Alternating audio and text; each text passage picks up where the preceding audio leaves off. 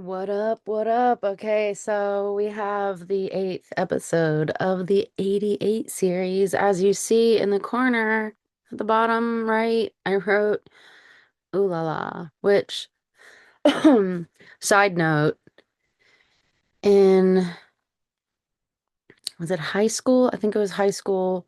My school had a foreign exchange student program, and there were some students there from France at my school. And I didn't study French, but all my friends there did. And so when they were busy, it was kind of like, hey, will you watch my French exchange student? And I'd be like, oh, I guess we'll have to figure out from the English they know. But we were able to actually communicate in Spanish. But to this day, ever since I hung out with them, because we got along really well, it was funny. Um, I say ooh la la. And like it's just from hanging out with these French girls in high school. And it like stuck in my mind. But yes, ooh la la, 888. This is the eighth episode. Let's get into it. Hee hee, salacious monopoly. So I was not planning on adding too much in for this round, like I mentioned before. Maybe you haven't seen a video of mine of this series before, but I taught a class from December 2024 to May 2025. And so doing that class rebranded as the 88 series, I was like, I'm not gonna add too many things in there or whatever that weren't in there the first time. And yet I've taken so many notes since we did the first round of the class, and I'm saying first round as if there's another round of that class. I don't know about that, but I'm saying this round of the information. I have taken a lot of notes and saved a lot of posts and reels and stuff like that, whether it's on YouTube or Instagram or whatever. Oh. Sorry. What did I say here? Excuse me. Although, let me just read what I said. I was not planning on adding too much in for this round, although while rewatching Stranger Things, there's definitely a lot I want to add to that section near the end when I talk about Stranger Things. So, funny enough, by the time I'm doing these, I thought I would be done posting all of these. I'm not even halfway done, but the last season of Stranger Things is coming out. The first four episodes have already been released, and so I did rewatch the first four seasons. Did I say whatever? I don't know if I said episodes or seasons there. I think I said episodes, but okay. I feel like I'm out of breath. Get a little nervous. Okay, let me slow it down, pick it up. Okay. I like you the show, Stranger Things. I like you the show, and I'm gonna add some things in that section. I don't know why I felt the need to say that. And why did it take me so long to say that? Well, guess that's a magical thing I do. I'm adding in a couple things here. One is the Monopoly game. Funny enough, I added in something else 2 minutes before I press play or press record here. So there's more than a couple things. So one is the Monopoly game energy I shared before. I wanted to type it out and have the words be seen and taken in to some degree. So I mentioned this reflection I had on the words Monopoly game, and that part of this life is a game of monogamy and polygamy. And the word monopoly is a word that contains monogamy and polygamy.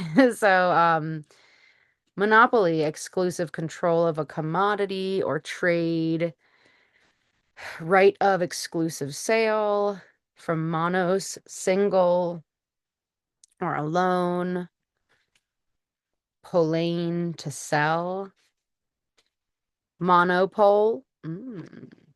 Interesting. Possession of anything to the exclusion of others. A company or corporation which enjoys a monopoly. The popular board game, developed in its final version in 1889. Oh no, It was not in 1935. Um, Monopoly money, unreal currency, blah, blah, blah. Monogamy. Practice of marrying only once in a lifetime. Single marriage, and monos as single or alone, and gamos as marriage, as condition of being married to only one person at a time. Men, root meaning to think. Of course, men. Polygamy, marriage with more than one spouse. Poly, often married, from polis, many, and gamos, marriage. The word is not etymologically restricted to marriage of one man and multiple women. Technically, polygyny is how I want to say that. Polygyny, like a vagina. And I'm 5 years old. Okay, whatever. In Christian countries, when a man has more wives than one, or a woman more husbands than one at the same time, he or she is punishable for polygamy. But if there was a separate marriage with each, the first marriage would be valid, notwithstanding the subsequent ones, and the later ones would be void. Okay, it doesn't matter. None of that matters. Well, some of it does because Mormons are brought up. Um, because polygamy, uh, one man with multiple women is held a matter of faith and duty by the Mormons. Just in general, by the Mormons. We'll get to the Mormons, like I said. Poly, word forming element meaning many, much, um, multiple or multi. Hi, Bob. No, don't do that. Okay, fine. Oh, I doubt you can hear him, but hey, stop that. Let me turn that around. Well, you can do that. That's fine, but I don't want you scratching. I'm saying you can do that because I know you're doing that just to be like, get off. He doesn't like when I'm filming anything. He's like, pay attention to me. Okay. Where was I? I'm sure I was saying something, blah, blah, blah. No, then I just said hi, and I was going to talk about Bob, but I'm not going to get too off track here. Mhm. Poly, to fill. Much. Gamete. Sexual protoplasmic body.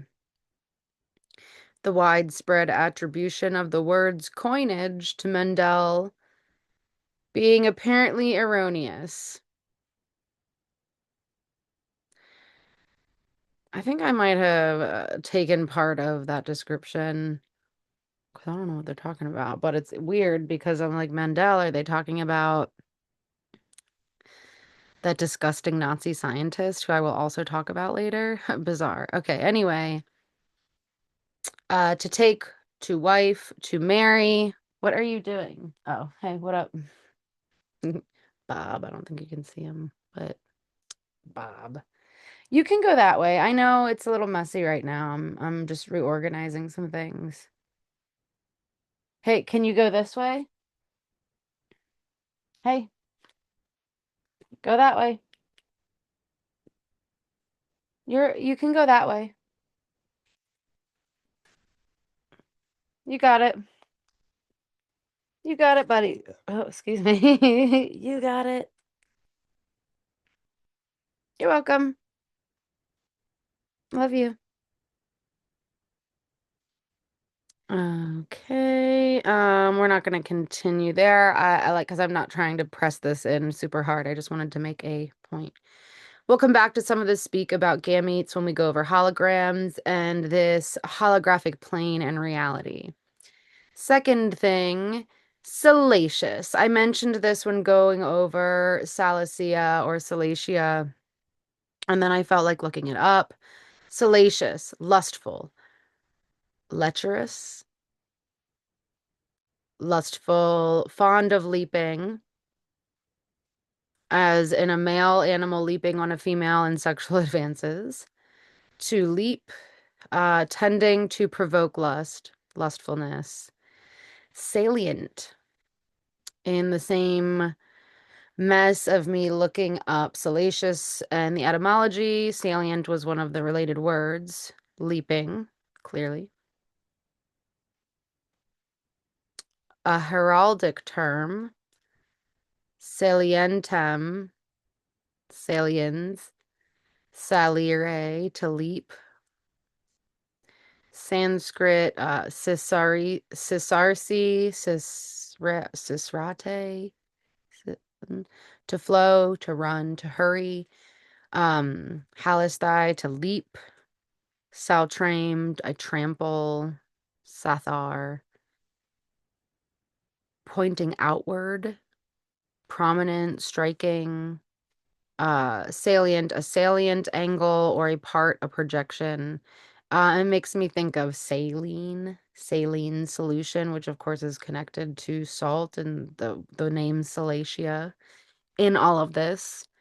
So interesting layers and waves of how female energies are taken at times, given the Salacia and Halia, etc. connections. And okay, whoa, wait. Update as of December 2025. I just watched the Diddy documentary on Netflix. LOL. I didn't have to read LOL, but I did. And it kept being referenced that he called many rumors about him salacious. Like, damn, I couldn't write a better movie than the one we are living.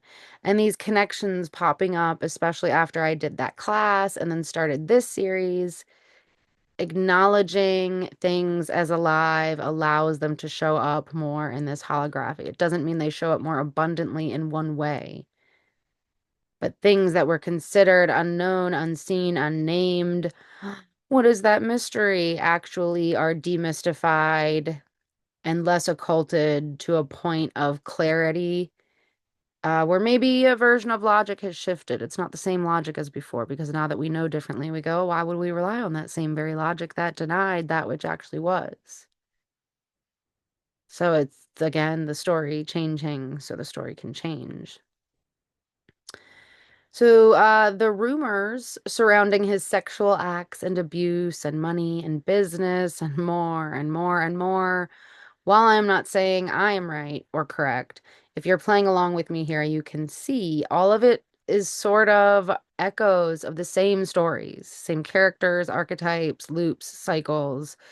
And we must be clever because the spells are clever. Another side note. Fascinating to watch this Diddy documentary and know about things like Armageddon software or Jehovian grids, the way he uses music in certain ways, money, abuse, and even a call to Trump this summer asking for a presidential pardon. This is a reference for me to a trumpet. Haha. This is a note from me being a, because I wrote this on my story on Instagram. Notes from me, a professional conspiracy theorist. It is clear that Diddy is a handler, all while also being handled by who? Would it be by whom? And is able to hypnotize people to the point of them slipping into altars. Hence the song Biggie released right before he died, being hypnotized, which not only features must have autocorrected Diddy to sorry. That's pretty funny because he is not. The song Hypnotize, which not only features Diddy, but also has loops of being able to catch a lot of people under a web of spells via samples from Slick Rick and Herb Alpert. This song, Hypnotize, came out in March of 1997. Puffy gained more fame after different deaths occurred, which is a clear sign of certain kinds of contracts, but the spells were damn clever. And they still are, unfortunately. I think I was going to add something more here, but I didn't. So we have Sean, John, Jehovah has favored. This is an Enlil energy to a degree. Combs. Here I'm looking at honeycomb and an ability to channel and control a hive mind energy. The song Honey by Mariah Carey was partly supposedly written by Combs, who then has a verse on the remix. This song came out in 1997 as well, sort of rounding out that honeycomb energy. As the songs Honey and Hypnotize both became quickly and exceedingly, and still to this day, very popular. So, honestly, I could share so much more about Tiamat, about the stories and layers, but we are taking this all with a grain of salt and dancing around here and there, but coming back again and again to this Virgo-Pisces axis. So we have this sea. Aside from the fresh water, we have this water plus salt blend. They just go together. And if we are speaking of Virgo and Pisces, you could almost relate them to overground seas and subterranean seas, both described in different ways as the sea, the mare, the virgin mare, and the minerals and fish of the seas. Some nods here being the sea of memory, time, tempest, a violent windstorm, frequently accompanied by rain, snow, or hail, horses, and hippocampus.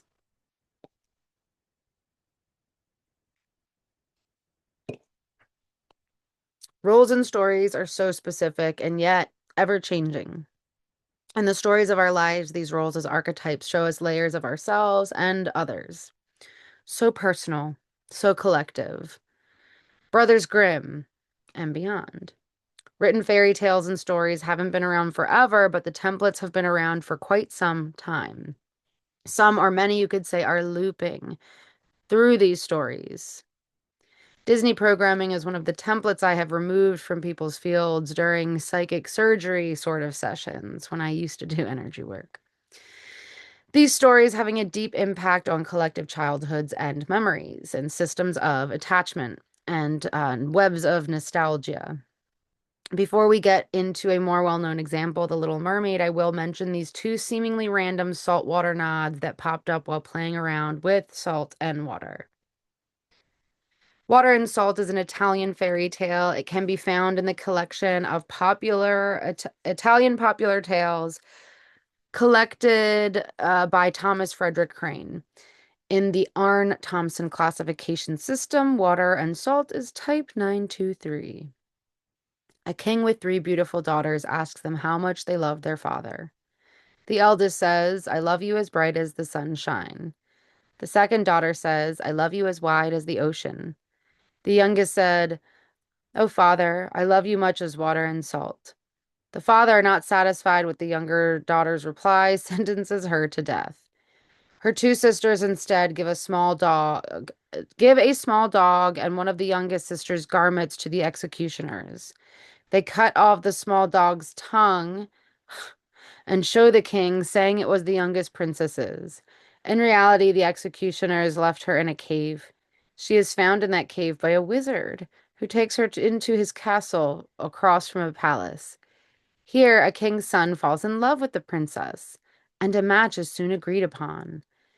The day before the wedding, they kill and quarter the wizard, and the blood turns the castle into a palace. What? I know these are like allegories and things, but what? On the day of the wedding, the girl passes salt and water to everybody except for the king. When the king asked why he is not eating, he explains he is not feeling well. After the meal, everyone tells stories. The king tells the crowd of the daughter he executed. He is devastated, but then the princess puts on the same dress she had when she told him she loved him as much as salt, water, and salt. She tells him how hard it is to eat anything without any water and salt, and he realizes how much she loved him all along. Reconciled, they embrace. Weird. Why did I even include that? The significance of Galilee's salt. Explore into the ancient traditions of Galilee, where salt, a staple in the region, emerges as a potent symbol of spiritual preservation, illuminating the importance. I don't know where I got this. I'm sorry. I'm usually pretty good, like I mentioned before, at citing my sources, but I didn't for these slides for whatever reason. So this is not mine. I'm not plagiarizing, I swear. I got in trouble in fourth grade for plagiarizing. I was like, why do you need me to write a whole thing? I'm telling you what I know about birds. Why do I have to write a friggin' paper about it? Okay, anyway, where was I? Symbol of spiritual preservation, illuminating the importance of seasoning your faith with wisdom and discernment. In Galilee's significance, you'll discover that salt preservation is more than just a culinary necessity. It's a spiritual imperative. Preserve it. Preserving truth. Salt represents the preservation of God's truth in your heart, keeping it from corruption and decay. Flavoring your walk. As you season your faith with salt, you add flavor to your spiritual walk, making it more palatable to others. Purifying your soul. Salt's purifying properties symbolize the cleansing of your soul, making you a vessel worthy of God's use. Illuminating your path. Salt's preservation also represents the illumination of your spiritual path, guiding you through life's challenges and uncertainties.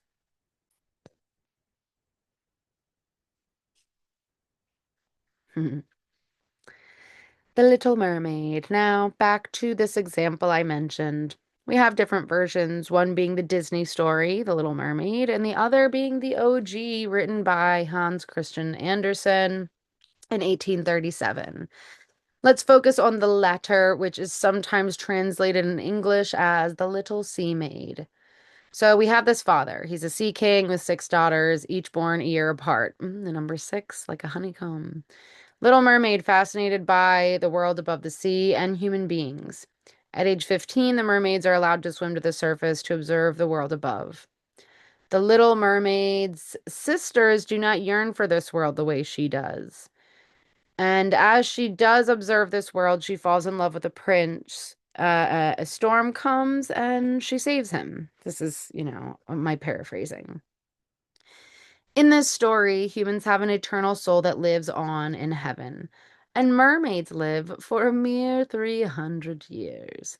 And then they turn into sea foam at death and cease to exist. What?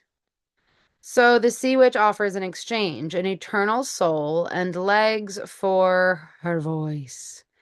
She makes her a potion that causes pain. The little former mermaid will be a great dancer, but her feet will bleed and hurt, and she will always miss her tail. Like, what a bitch. But also, yes, interesting choices all around. The witch warns the little mermaid that once she becomes human, she will never be able to return to the sea. Consuming the potion will make her feel as if a sword is being passed through her body. When she recovers, she will have two human legs and will be able to dance as no human has ever danced before. However, the pain of losing her tail will never leave her. She will constantly feel as if she is walking on sharp knives, and her feet, Pisces, will bleed terribly. Moreover, she will obtain a soul only if she wins the love of the prince and marries him, for then a part of his soul will flow into her. Otherwise, at dawn on the first day after he marries someone else, the little mermaid will die with a broken heart and dissolve into sea foam upon the waves. She agrees. Once she transforms, she reunites with the prince. He loves to watch her dance, and soon she becomes his favorite companion. She accompanies him on many of his outings, but he does not fall in love with her, and he treats her more like a pet than a person or a lover. She sleeps on the floor outside of his bedroom. As she is mute, he confides in her his deepest thoughts and feelings, but he does not fall in love with her at all. He regards her more as a pet than a person and has her sleep on the floor outside of his bedroom door. Okay, I repeated that. You see the quotations I put here? Despite the indifference of the prince and the agonizing pain she constantly suffers, the little mermaid is happy, or so she tells herself. She loves exploring the world she was obsessed with for so long. Every night she goes down to the seashore to bathe her tortured feet in the cold seawater. Her sisters come to her at night, along with their father and grandmother, and feel betrayed and heartbroken that she has left them. Although the little mermaid misses her family very much, she is happier in the human world than she was under the sea. The princes arranged to wed a neighboring kingdom's princess who lied to say she was the woman who saved him after the storm, because that is the only woman he said he would marry. And this all broke the little mermaid's heart. Her sisters bring her a dagger they got from the sea witch, which they traded for their long, beautiful hair. If the little mermaid kills the prince and lets his blood drip on her feet, she will become a mermaid once more. All her suffering will end, and she will live out her full life in the ocean with her family. However, the little mermaid cannot bring herself to kill the sleeping prince lying with his new wife, and she throws the dagger and herself off the ship into the water just as dawn breaks. Her body dissolves into foam, but instead of ceasing to exist, she feels the warm sun and discovers that she has turned into a luminous and ethereal earthbound spirit, a daughter of the air, and she has regained the ability to speak. As the little mermaid ascends into the atmosphere, she is greeted by other daughters who tell her she has become like them because she strove with all her heart to obtain an immortal soul. Because of the Little Mermaid's sacrifice, she is given a chance to do good deeds for all her lifespan, 300 years like the mer people, and she will receive her soul and rise up into heaven when her lifespan ends. So, all those references very similar to the story of Halia. When it comes to this Disney version, different than the one I just read, they changed quite a bit. And one of the things being that her name, Ariel, Lion of God in Hebrew, Alexander Pope utilized it for a sylph in his poem, The Rape of the Lock.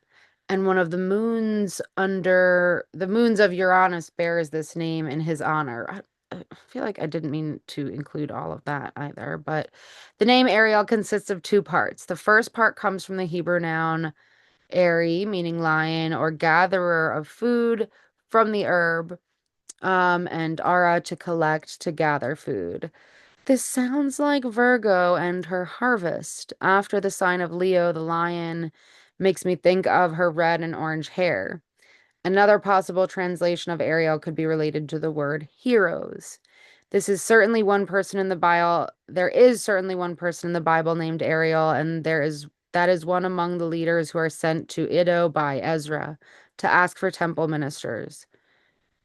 Some translations mention an Ariel in either 2 Samuel or 1 Chronicles, but that is dubious. Um, in Isaiah, the name Ariel is applied to Jerusalem, which is interesting. I find that what I know of the original story is pretty dark, and that the Disney version is did overly emphasize a princess being in love and making a sacrifice for a man, as many of their stories do. And now I'm not here to hate on men, but to comment on much of the hierarchy of worth between genders and beings. A lot of it is cycles playing out, and we do not have to keep playing the same roles forever. Another nod to Virgo and Pisces. I feel that there are layers of how our imagination can sway us towards people pleasing in a way that makes us believe we are happy, when truly that sort of foundation is more like a house of cards. Flimsy, and although cool to look at times, is ultimately unreliable. And we must be brave enough to believe in ourselves and trust in ourselves and imagine in the direction we actually want to go in versus an idealistic illusion of sorts, keeping it real, but also real, if you will, but this real refers to the inclusion and not dismissal of the imagination. So let's keep it real and not dismiss things that just seem random or stupid or crazy or silly, etc. And now here a nod to echoes, to the wood mare, and to sylphs.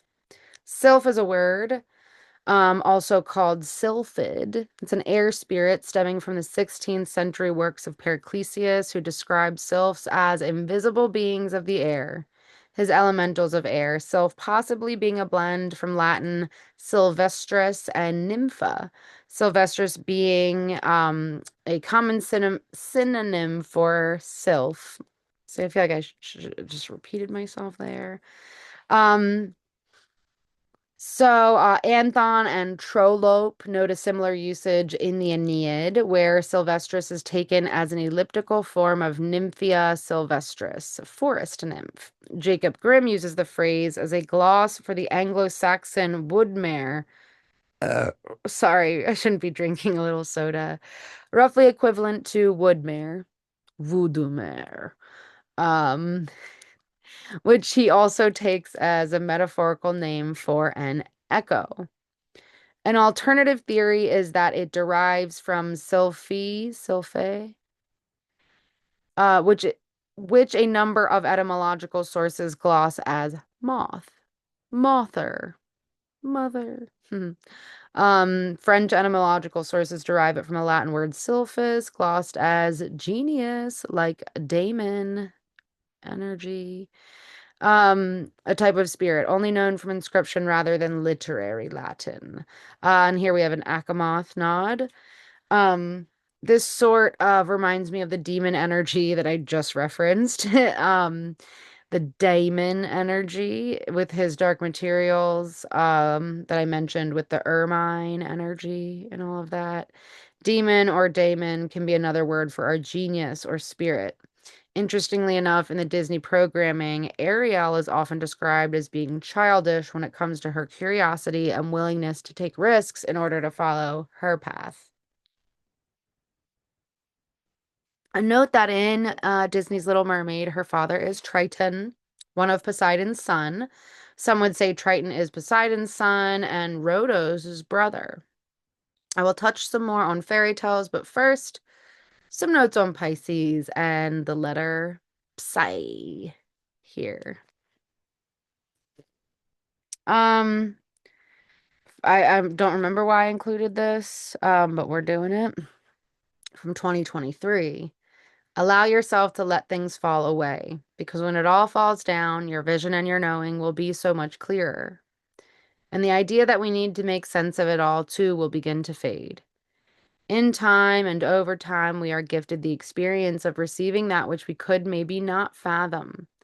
As time seemingly speeds up, we will be reintroduced to more pieces and parts of ourselves through any consciousness we choose to connect with, for all is conscious and alive. The power of your intention paired with your desires and beliefs will become more apparent. Do not stress. It already is and will become more and more apparent how vital it is to your well-being to be more responsible. And this wholeness involves the ability to ask for help and be vulnerable in your full spectrum of self. As we distance ourselves from an instant gratification focused society who is afraid to show their true emotions and feelings and thoughts and perspectives, we will lean more or learn to lean more into the indulgence of patience, seeing ourselves echo throughout the collective blueprint, unable to run from or avoid ourselves any longer. And this may take time.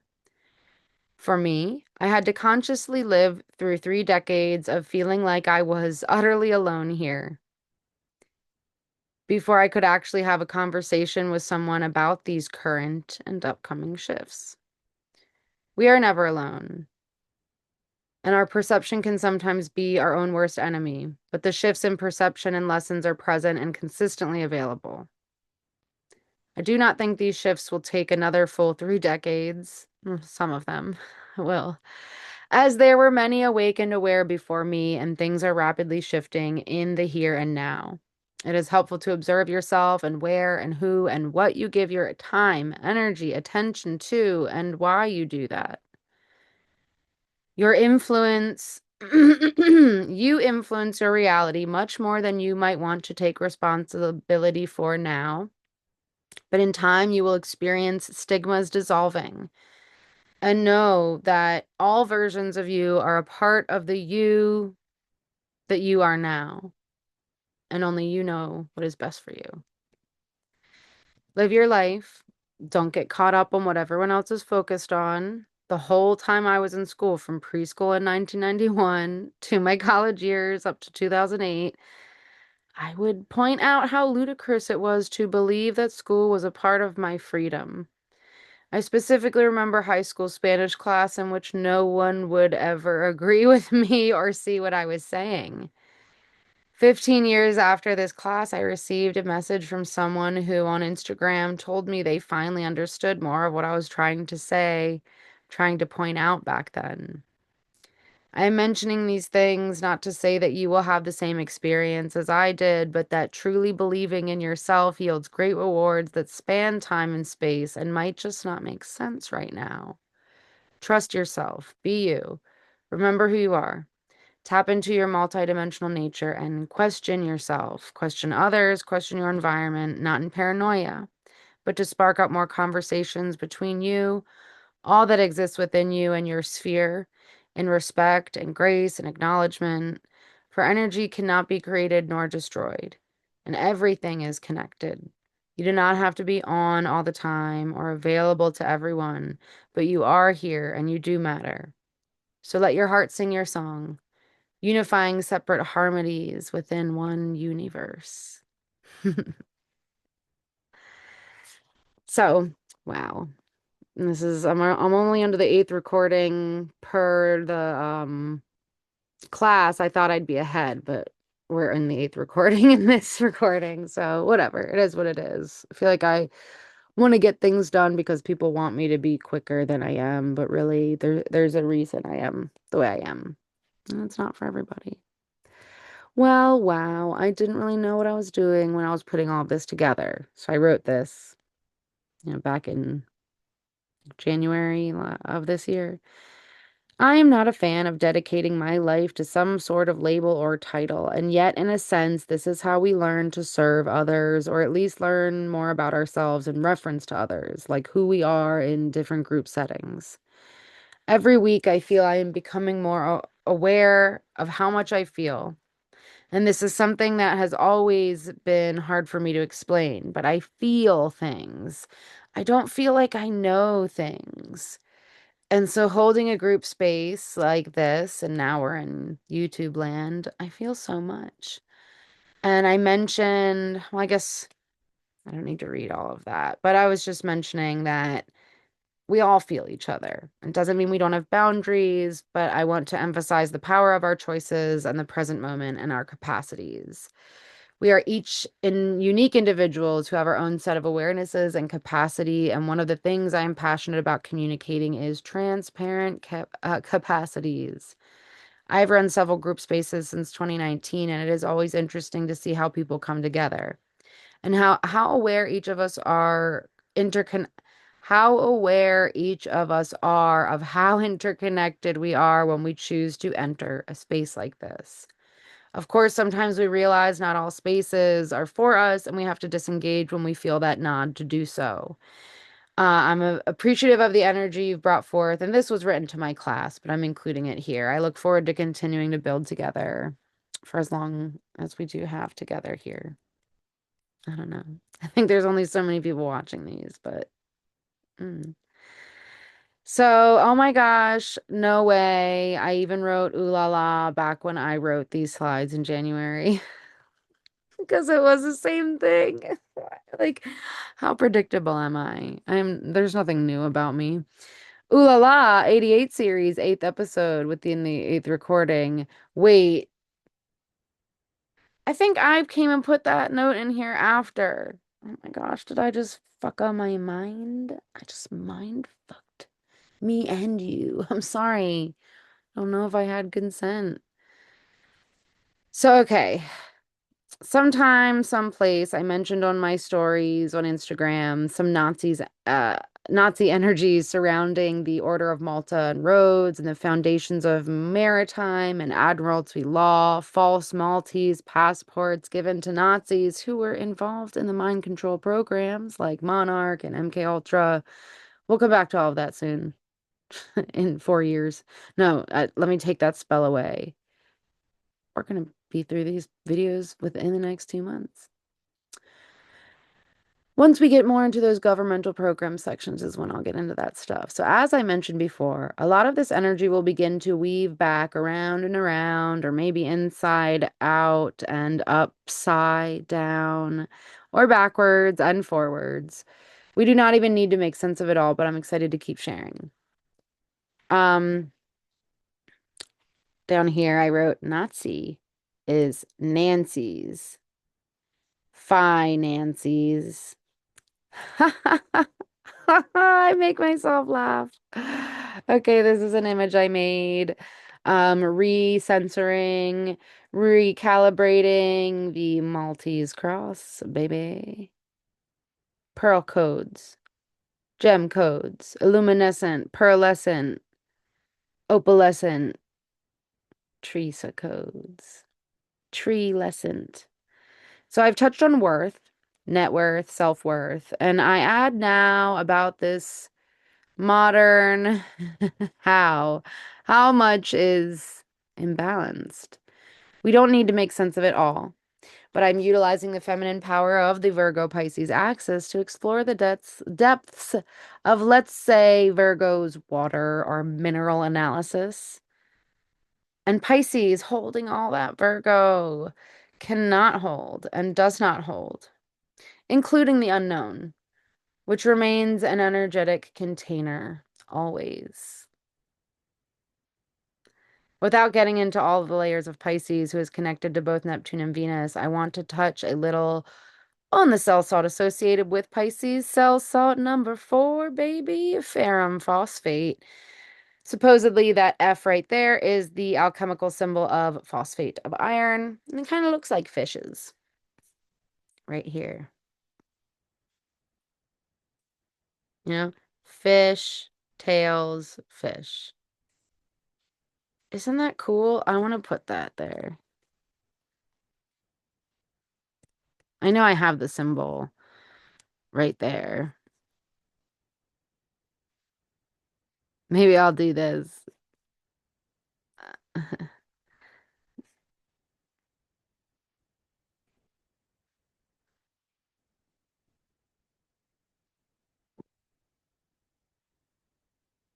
You see what I mean?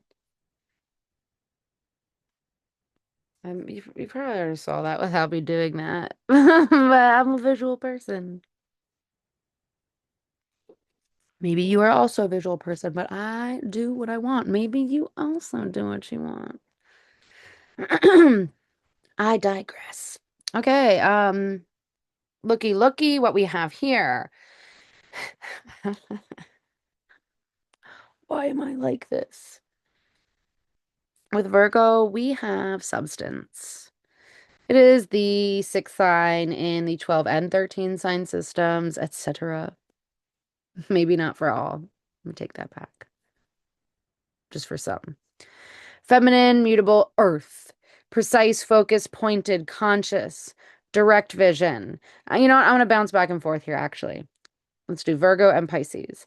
With Virgo, we have substance. With Pisces, we have spirit. Virgo is the sixth sign in 12 and 13 sign systems. Pisces is the 12th sign in 12 sign and 13 sign in 13. Virgo is feminine, mutable, earth. Pisces is feminine, mutable, fire, water. Virgo, precise, focused, pointed, conscious. Pisces, no boundaries, broad, peripheral, unconscious, subconscious. Virgo, direct vision. Pisces, indirect and peripheral vision. Virgo, kali sulf, potassium sulfate. Pisces, fair phos, iron phosphate. Virgo processes the antiparticles of Pisces. Pisces processes the antiparticles of Virgo. With Virgo, we have physical sensitivity, and with Pisces, we have emotional sensitivity. With Virgo, we have central nervous system. With Pisces, we have lymphatic system and peripheral nervous system. With Virgo, we have marrow, and with Pisces, we have adipose. It's more than that, but we're just playing. We're plorking. Fair phos, ferrum phosphate, phosphate of iron, iron phosphate. Say that 5 times fast. Pisces, fishes. Fish in Greek, ichthys, potentially meaning substance from the sea. Jesus, and this is some more salts of salvation speak to a degree. It's me and the doctors. Jesus, fish, like spirit. Mary, water, like substance. Virgin Mary, pure sea, giving birth to Jesus, or fish. Pisces, shadow, warrior of friends. Unhinged therapist. Devious wizard, brewing and encouraging overpowered fantasy. Deceitful in a cloaked, secretive sort of way. Light of Pisces, empathetic, industrious, methodical, kind to those in distress, perfection and purity, compassionate in the fullest spectrum. Pisces wants to be able to do more for others, and while this is sweet, we must be mindful of where we are people-pleasing and where we are avoiding ourselves, contributing to some imbalances. Phosphate of iron has an affinity for oxygen. Iron is the foundation of blood, and the feet are the foundation of the body. Iron is magnetic, attracting oxygen. When iron levels are low, fever is more likely because of friction, fevre, meaning to boil out. In the zodiac and the salt of salvation, Pisces is paired with Jupiter as a traditional pairing, but this is not necessarily positive. It is a process in alchemy where Pisces is then paired with Neptune as its positive ruler after a journey of sorts. One way to look at this is that the mutable sign that comes before Pisces is Sagittarius. So Pisces is now taking that Jupiter ruling energy of Sagittarius and transforming it. Neptune here is considered the highest, the finest force, the most remote planet. Nepa meaning water scorpion. Nephale meaning cloud or watery vapor. And note that I mentioned some of this in the first recording. Nephalist abstained from spirituous liquor. Neptune takes about 14 years to transit each sign. In Greek myth, Poseidon or Neptune is the sea, the divine monarch of the ocean. 13, the perfect things created from all 12 proper functions and balance, the sun. Neptune governs the sea, but stayed elsewhere in Olympus, in the thalamus. So Neptune and Poseidon being like the feet with Pisces, and Olympus being like the cerebrum with Aries. Shout out to endings and beginnings, head to feet, feet to head. The head of my foot and the toes of my head. Trident, an old word for spear. Spear, etymologically meaning sprawn, which really is a type of crustacean, a sprawn. Neptune, and this is etymology stuff. Sometimes it's like old world speak. Neptune's chariot is led by two horses, two seahorses, and this is a nod to our hippocampus. Saturn, an urn, Neptune as the water from the urn being Saturn or Cronus, the father of Neptune. In Saturn's dynasty, 1,000 rivers sprang and unnumbered ocean nymphs arose. Etheric. Oh, I was like, what does this word say? Etheric vapors, spiritual essay, Aries, Pisces. Oh no, look out, everyone who's against Trinity stuff. You're like, oh no, not those spiritual essences and the vapors. Anyway, Neptune invades the territory belonging to all the other gods. That jerk, aka water, penetrates everywhere. It is omnipresent, like our own inner easy waters, our fascial matrix. Neptune protects and shakes the earth. When waters become foul, monsters are bred. Impure blood, but we are looking at the less ecclesiastic cell salts or mineral deficiencies approach. Both Neptune, both Neptune and Pisces rule arterial blood. Material world. I don't know what I'm mixing in my head because it's not Madonna saying it. It's something else. Oh, material world. It's like arterial blood. Anyway, that's me having an undefined head in Ajna, I feel like, in human design. And who is Neptune's son? Orion, of course. Orion brought forth from and through water. Orion. Oh, iron. I dare say the symbol of fish and an untainted corpuscle. Untamed. That. I dare say the symbol of fish and an untainted corpuscle is like the Rh negative energy, aka not something to be measured based on different blood types, etc., which presents another layer for people to create hierarchical means of forced balance. like how blood types have been used to be paired with diets or personalities or physical traits, etc. And if you know where that the blood typing initially comes from, I mean, I forget if I talk about that, but I wonder beyond, but including those things, what else we can discover. Because it's not about the actual measurements. That's why I will not fight about tropical versus sidereal astrology. I am not here to be constricted to the measurements of mere time and space, supposedly through the lens of what feels like restriction and constriction and not a layer of freedom. It is like a rebranded package of the same shit. Anyway, in Babylonian myth, Dagon, Otakon, is applied to a fish-like being who rose from the waters of the Red Sea as one of the great benefactors of man.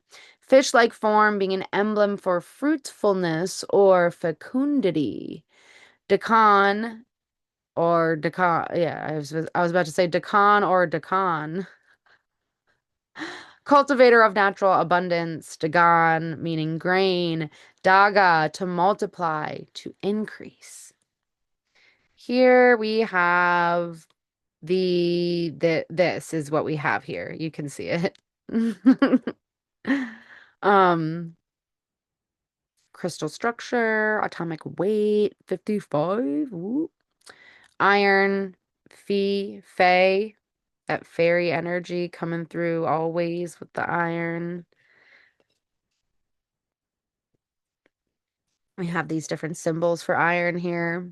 Very interesting. It's like this Mars symbol. And this to me is like a sword, but also like Sagittarius. Also reminds me of that heraldry stuff. Body-centered cubic. Body-centered cubic. That's right, baby. Gravity and all. We got that iron in our blood. It's magnetic. In some senses, this Dagon sounds like sort of like a Telkeen. I don't even know if it's pronounced Telkeen, but that's how I've been saying it this whole time. Body of a fish, but with human hands and head, depending on the descriptor. Many roles: fertility god, storm god, maritime god. Beth Dagon, a nod to Beth, meaning house, temple, body, womb, and matrix of creation. Beth Dagon or Beth Dagan is the name of two biblical cities in Israel. Grain. We are a grain factory. Mm-mm-mm. Grain womb. I'm a greenhouse. Do you get what I'm saying? I don't know. I might just like maybe like what the fuck is she saying? I feel like I make sense. And that's why I'm excited to talk more about human design in a different way, which is a different tune than when I started recording these because another time and place, but I'm about to be certified in human design. Not that I really believe in that, but I'll share more somewhere else about that. Because I was gonna blame me thinking I make sense when I maybe don't on that. Something to do with my design. So this fecundity, what it mean? The ability to produce an abundance of offspring or new growth. It's a fertility. The ability to produce many new ideas. Fuck unity. Fuck unity. Oh my God. That's awful. Well, okay, let me shut up. Fecunditatum. No, fecunditatum. Yeah. Fecunditatas. No, it says fecunditas. Fruitfulness, fertility, fecundus, fruitful, fertile. Fecund. Fecund. Second, no, it said fecund. It means fruitful. I'll give you a mouth, yeah, a bootful. All right, fertile, productive, rich, abundant, fequando. You study taekwondo? No, fequando. I don't know what's, I'm sorry. I feel like I'm being a little goofy. I do like recording these though. To suckle with derivatives, meaning to produce, to yield. You got that harvest energy. Also from the Latin root Come felare, to suck. Femina, woman. Literally, she who suckles. Felix, I don't know. I know who I am, but like then I like go to record this and I would just be saying and doing things where I'm like, what is happening right now? Why am I like this? And then I am entertained also, though. You might not be entertained. You might be like, shut up. But then why are you here? Turn it off. Just turn me off. Felix, happy, auspicious, fruitful, fetus, our feet, feet us. Cetus in the fetus, offspring, pregnancy, phenom, hay, probably literally produce hay, and probably philia, philus, daughter, son. Reminds me of philia, philakia, kisses in Greek. Assimilated from philios, originally a suckling. Philakia. I'm gonna add that.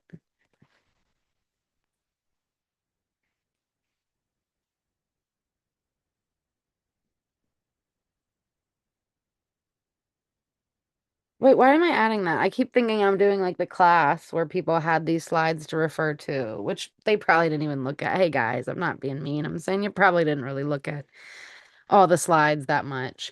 I am a little extra sometimes. Okay, let's stick to the literal program in front of me. This is inner power, fecundity, material, Venus, plus energy, Mars, and what you do with it, how you move with it. The spiritual inspiration of God and man gives spiritual power and physical life. Inspiration to breathe in, iron attracts oxygen, the breath of life, oxygen, that which uplifts, inspires, breath of life exists all over, omnipresent. Smith's Bible Dictionary, iron meaning piety, meaning holiness, true godliness. Is you alive? Is you inspired? Religion, religio, to tie, to fasten behind, to fasten behind, to bind back. Mm, I was about to say it. I'm glad I wrote the note. This could represent the way cycles connect at end and beginning, like Pisces to Aries, Aries to Pisces, but also the bind back energy reminds me of Twin Peaks and the mention of Laura Palmer. Sometimes my arms bend back. When the waters are perfected, purified, the cerebral fluids will become as crystalline clear. Ferrum, pharaoh, to bear, to bring, to carry, to give birth. It bears life. Oxygen, oxygen as the spirit of God. Iron meaning strength and often linked only to Aries. And I just thought, I wonder if there is an iron cross because I have mentioned where I purposefully stayed away from a lot. I like was sheltered myself on purpose growing up in a certain way when it comes to learning history and reading stories. It's not like I was super overly sheltered, but it wasn't anyone else doing it to me, and it was a choice to retain my story. So I was like, is there an iron cross? It's like easy peasy, could have known that, and I probably have heard about it. But funny that I was like, oh, I'm talking about iron. Is there an iron cross? Yeah, I said Nazi stuff. The Iron Cross, German, Eisernes Kreuz, abbreviated EK, Icky, was a military decoration in the Kingdom of Prussia and later in the German Empire and Nazi Germany. The design, a black cross, Patty, Patty, that's my mom's name, Patty, with a white or silver outline, was derived from the insignia of the medieval Teutonic Order and borne by its knights of the 13th century. As well as being a military medal, not pedal, it has also been used as an emblem by the Prussian army, the Imperial German Army, the Reichsschwar of the Weimar Republic, the Balkan Cruise variant was used by Wehrmacht. Wehrmacht. I'm sorry, anyone who I might be offending. It's not, I'm not trying to offend anyone. It's like I'm not trying to say something I'm possessed. I'm not saying I'm possessed. It's like there's a spirit of entertainment and that lives inside me, and I am shy, and then I go to record myself, and I'm just doing insane things. Like, what is going on? And yet, I don't know how to pronounce things, so maybe I do a funny voice. Maybe it was not funny at all, but I did it. The Iron Cross is now the emblem of the Bundeswehr. Where? The modern German armed forces. So here you go. That one's kind of pretty.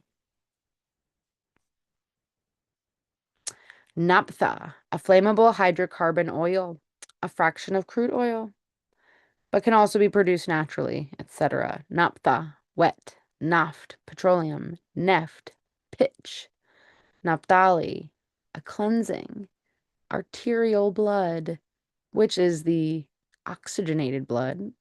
It must contain a lightly refined oil. This oil, Christ, cleanses us all. Oil with Virgo and the journey from Virgo to Pisces. I don't know if you're getting your mind fucked, but I am blowing my damn mind here across all the episodes. Like, I know it's a lot, but it's also like why I put it all together because I was like, whoa, everything is connected. And some things you can demystify and destigmatize per acknowledging them. In the Salts of Salvation book, um, the journey from Virgo to Pisces is called involution, whereas from Aries to Leo, it is called evolution. And this is that library energy. Um, how much more am I going to do? I'm not sure. Perfected blood is Christ blood. Perfected meaning free from sin. And sin meaning deficiency here. We are nourished, but also let us think of this beyond the way we eat and think about how after you talk to someone, you feel full.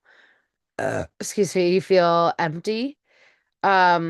Be mindful of all that you consume or assimilate without being hyper vigilant, without being over worrisome about society's supposed idea of perfection.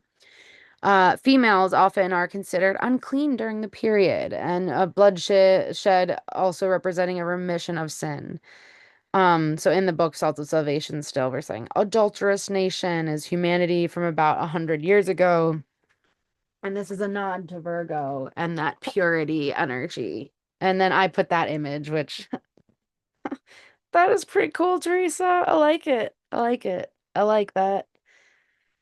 Yeah, Christ, this motherfucker. And I know that's not how it actually is in my body, but suck it, says the suckler, from this, she who suckles. So, until the female of the races ceases to shed the menstrual blood, and the necessity for furnishing forms of for incarnating egos exist no longer, sin or deficiency and hence adulteration will not be done away with. Monthly menses being a healing of the nation, Dr. Carey says cults wish to keep women deficient and bleeding. Very interesting when it comes to like the lunar matrix cult energies. Like, without making it a whole same perpetuated dogma of stereotypes to be tunneled and funneled and sucked into, going, hey, there's something to this. Bringing it down, grounding it a little bit, and going, well, there's some stuff we don't talk about, but we all feel pretty weird about. Maybe we got to start talking to each other more. Both Virgo and so this isn't to say women are gross or any of that, but I'm saying there are some things that if you go further back, it's not about this or that or good or bad, which I'll reference again in a second, but there's something there to stories and how women were taken out of so much and the role that we supposedly play now as simply these vessels to create people and to do other things. Both Virgo and Pisces are feminine, therefore negative chemically, dealing with creative substance. So there is either harmony or there is not. It's one or the other. Although beyond just saying menstruation is just good or bad, we will soon go over different phases and shifts within infradian cycles like the monthly and moon and menstrual cycles, like this.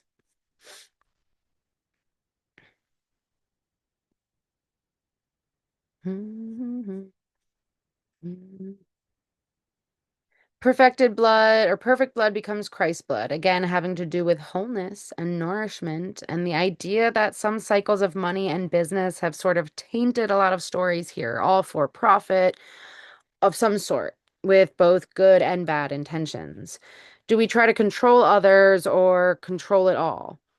Or do we become as aware of ourselves as possible, open to other perspectives, while firm or remaining firm in our integrity, in our values? Integrity being the ability to say or do what we say we're going to do. There are more options than these of ourselves. Um, I don't know what that means, but I'm just saying it's more than what I'm saying there. As iron attracts oxygen, this emphasizes Pisces' ability to house, to conceal, which is not all nefarious. Neptune as the higher octave of Venus, we also have this Taurus nod to the cerebellum and this sensory life, this journey we are in together and very individually as well, all right next to each other. Venus considered to be in her fall or at her fall in Virgo, a place of harbor. And this is also where she is as Mary must prepare, wash Jesus's feet, and descend to be one with Jesus. What is the etymology of whole? We have hal, entire, whole, unhurt. I feel like I've gone over this already. Uninjured, safe, healthy, sound, genuine, straightforward. Hala, undamaged. A hail, hal, hail, salvation, welfare. Kylo, whole, uninjured, of good omen. Selu, whole, complete, etc. So the spelling with the WH is from 15th century, whole number, blah, blah, blah, blah. Doesn't matter. Entire body or company, the full amount. The whole message, the whole picture, the hologram, the whole message, baby. Hologram, coined by Hungarian-born British scientist Dennis Gabor, 1971 Nobel Prize winner in physics for his work in holography, from Greek holos, meaning whole, here in the sense of three-dimensional, from Proto-Indo-European root soul, meaning whole and well kept. Gram, noun word forming element, that which is written or marked, from Greek gramma, that which is drawn, a picture, a drawing, that which is written, a character, an alphabet letter, written letter, piece of writing, and plural letters, also papers, documents of any kind, stemming from graphene, to write or draw. Gram. Plus, minus, male, female. Virgo, the pure material, the oil. Pisces, the pure spirit, the oil. Fish, divine germ. Pisces, Tiansen, heavenly cash, true coin of the realm, real treasure, which must be constantly laid up in heaven, or the cerebrum, or the optic thalami, or is it chiasm? I would think it was chi or chiasm. I don't know words. This is more salts of salvation stuff. Again, this is not all my ideology, hence why I'm just posting it on here to share, not to get and clearly I have some weird thing about not plagiarizing. It's not weird, but I get a little weird. Stages of mutable signs and buildings. Although material often paired with earth signs, here we are looking at the ability the mutable signs have to transform and alchemize. Gemini, Virgo, Sagittarius, and Pisces as the mutable cross of life. You are all. You have all the signs. You are the signs. Astrological and astronomical signs, and just any and all messages and signs. It's you, baby. Isn't it all sort of ironic?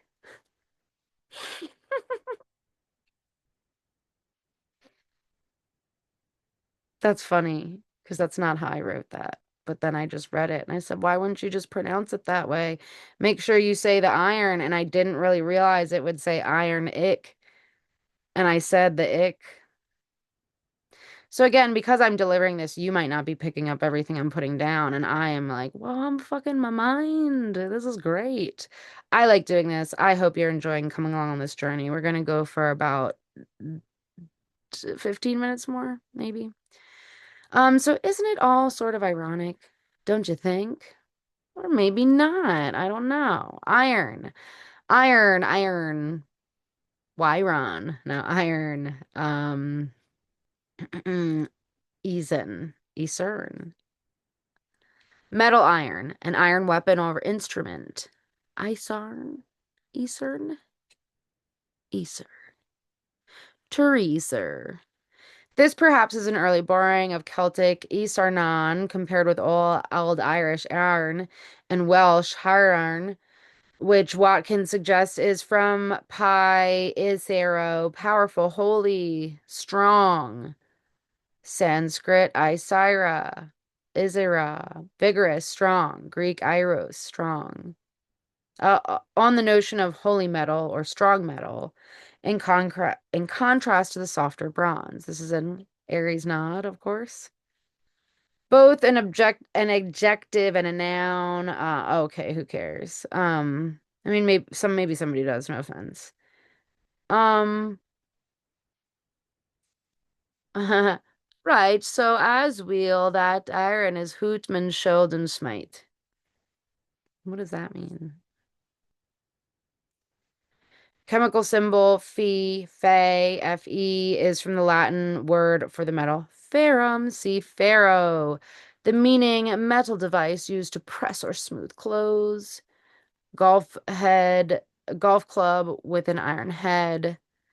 Too many irons in the fire, doing too much at once, and I won't go off on a tangent. Iron lung, an artificial respiratory tank. Iron crown, ancient kings of Lombardy, and a thin band of iron and gold said to have been forged from the nail of Christ's cross. Iron horse, railroad locomotive from an 1839 poem. Iron maiden, instrument of torture. 1837. Ferric, pertaining to or extracted from iron. Feral. Hee. Iron to make of iron, shackle with irons, press clothes. When making these slides, I thought, press clothes. Clothes are made of material, of fabric. And then I saw this word below, iron, and maybe I've seen it before, but I hadn't really registered it consciously. And iron. I don't know how you say it. And iron. Fire dog, one of the pair of metallic stands used to support wood burned on an open hearth. Andiran, from French andier, andiron, and which is of unknown origin. Gaulish, andero, a young bull. A heifer makes sense if they had once a bull's head. So some Taurus energy coming into fire dog though makes me think of Sirius. It makes me think of the Talkeens once again and of Cerberus, the watchdog guardian of Hades. Latinized from the Greek Kerberos. Kerberos, what? I know it's Kerr, but now I gotta write that down and go laugh about that instead of being like, let me change the slide. No one's gonna look at these. Unknown origin, according to Klein, it's perhaps cognate with Sanskrit Karbara. No, it's the Care Bears, spotted and speckled. Sabala was the name of one of the two dogs of Yama, usually represented with three heads, baby. Three heads. Three heads. Irony of our resembling iron. Figure of speech in which intended meaning is the opposite of the literal meaning, usually covert sarcasm under a serious or friendly pretense. I feel like I can be sarcastic, but then I don't always understand when others are being sarcastic. Do not be sarcastic. Okay, erronia. Oh, it sounds like erroneous. Dissimulation assumed ignorance from iron, dissembler, perhaps Greek iren, to speak, irene. Were to speak, blah, blah, blah. Um, Used in Greek of affected ignorance, especially that of Socrates, as a method of exposing an antagonist's ignorance by pretending to modestly seek information or instruction from him. Thus, sometimes in English, in the sense simulated ignorance. Life. For nuances of usage, see humor. In early use, often ironia, figurative use for condition opposite to what might be expected, contradictory circumstances, apparent mockery of natural or expected consequences, which in a sense is probably part of the way we got here today, through people acting like things are just old wives' tales or these crazy ideas, and then you just ignite the echoes of social stigma and taboo, and it's like a beast of its own. And the mind control becomes passive, if you will. Okay. Ironic, pertaining to irony, blah blah. We get it. Dissembling, putting on a feigned ignorance. It is said of iron that it is one of the most important and one of the most abundant metals in nature. It has been known from the earliest times. Tubal Cain was said to be an artificer in metal. The iron found in the earth generally contains nickel, and it is said to be of meteoric origin. The author feels certain that it was the presence of this type of iron in the water which led to the discovery of the new energy ray by Dr. Millikan, and it should have been named the Aryan Ironic Ray. Where experiments concerning this ray take place in the lake water fed by glaciers, much better results will be obtained for the reason that meteoric iron, which the author prefers the term etheric iron, for such it must be, is naturally precipitated in snow. This is the explanation back of the statement that snow is the poor man's fertilizer. So I'm actually going to haha, that's great. I planned that pretty well. I'm gonna read this page and then wrap it up because we are about to head into some visual snow territories and some other stuff. So let me go back. Okay, it is logical and with astrology and biochemistry as means of proof irrefutable to believe that the air and especially the higher stratas are filled with invisible specks or atoms of ferrum. Many people can even see them, but have thought it to be some defect of vision. The geometrical plan of man within the circle places the feet over the head, in that Salts of Salvation zodiacal circle imagery with the anatomy. This is also true of the child in utero. It must naturally follow, since all that is true of the macrocosm is true of the microcosm, the latter being of small proportion only. That's holography, baby.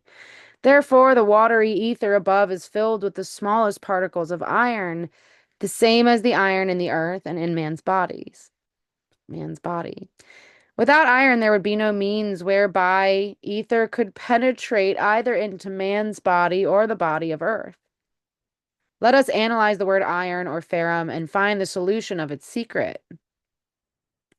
Its Latin term is ferrum, and it is derived from the root of the verb ferro, meaning to create, to form, to bear, therefore to give birth to. Is any further proof required that it is this salt necessary for the existence of all things? It actually bears life. It carries life. And here I'm bringing up our irons. Iron, iron, iron, iron. Sat-urn, iron, irons. You know what? I'm going to read a tad bit more. So interesting. This is something I've shared about before, and I continue to dive back into in awe, especially because I enjoy how crazy and stupid I sound to most people at some point, not this point. So etheric iron or meteoric iron is naturally precipitated in the snow. It is frozen, and if you remember, I have the OZ capitalized in the word frozen. Thinking back to Halia and Himalaya, have you heard the term visual snow? This is what I think of when I read about these iron particles in the air. And it makes me think of the fabric of reality showing itself a bit more. almost as if some sort of linear shift is at play here, beyond our imaginations and yet including what we have felt and envisioned and believed. Like when I say that sounds from or of birds and whales have been used in movies to represent creepy or scary sounds or beings or energies or entities, when in actuality, even when it comes to that which we cannot see, it doesn't mean that all is evil. A philosophy I have had since I was very young is the idea that we must, and all we already do, include the unknown or the unseen, and we believe in it. Like, I think I sound crazy to people because it's so simple to treat everything like it's alive, but it goes against so much perceived convention. But there are things you can more easily see and make sense of, but other things that you need just a bit more perspective on. You can easily see the front of your body, but in order to see the back of your body, you might need a mirror or a camera or another person's perspective to make more sense of it all, to see the whole thing. And you can easily see the outside of your body. But in order to see the inside of your body the same way you see the outside, you may need a scan or a camera or some form or modality like imagination and applied kinesiology and journaling and muscle testing, etc., to make more sense of it all. We're always communing with the unknown and the unseen. And as someone who has always felt and seen things that other people around me do not see or feel, I've always enjoyed exploring these layers of what it means to be materialized in this elemental, atmospheric hologram. At some point, we have to shift our perspective to gain more depth, more breadth. And yet, this does not mean we lose our footing or what we know we believe in, what we know or what we believe in. There is sort of room for it all. And it's sort of funny. Autocorrect changed room to Rome initially, shouts out of the Knights of Malta. Okay, so aside from making everything about things needing to be fixed or cured or picked apart and analyzed so much, we can see everything in anything.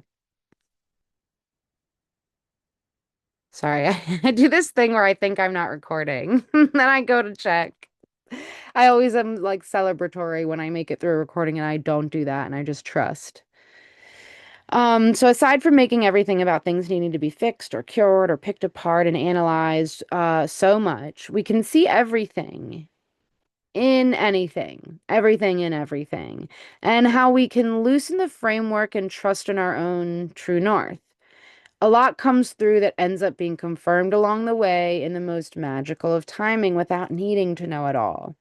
So let us explore visual snow a bit more, as we will again later, before continuing to focus in on iron. So I will, even though I like want to go on, I'm going to stop it there. So thank you so very much for playing around with me. Until next time, go be weird. Love ya. Bye.